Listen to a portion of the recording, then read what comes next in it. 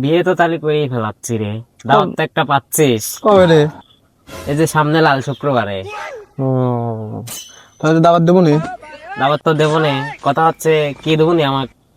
দেবো না, সমস্যা নেই, তোর বিয়ের দিনে দেবো না, দেই বিয়ের দিনে দেইস খুলি বলি।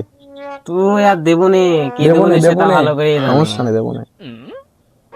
তাহলে শ্বশুর বাড়িতে কি লিখছিস? কি কোস, ওরম বদ অভ্যেস আমার নেই, কিচ্ছু লিখছি নেই। তাই নাকি? জি। দেখ ফোনে তো শালিমালি কে বা শালিমালি আছে কে কেটে? সি তুই এখনো তোর ওই অভ্যেস গেল না।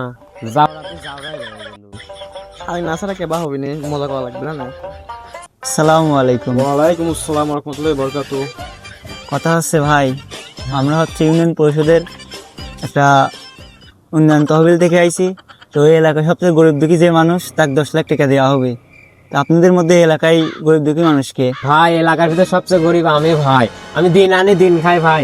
ভাই আমাকে এগুলি দেন ভাই, টাকাটা আমাকে দেন ভাই। ভাই আমি দিন আনি দিন খাই ভাই, টাকাটা আমাকে দেন ভাই। দেখছেন, এরকম ফকির নেমার্কা লোকের সাথে আপনার বোনের বিয়ে দিবেন, ওর সাথে আমার ইনকামই বেশি। এরকম ফকিরনির সাথে আপনার বোনের বিয়ে দেবেন? আসো, আমার বুড়ো কাম সারা তোমার সাথে আর বোনে বিয়ে দেবো, আসো তুমি আসো। যৌতুক নিতে চাও না, আর তুমি 10 লাখ টাকা লোভ সামলাতে পারো না। লোভ করো বলে যৌতুক নেই বলা, এখন তো ভালোই আছে, 10 লাখ টাকা লোভ সামলাতে পারলে না।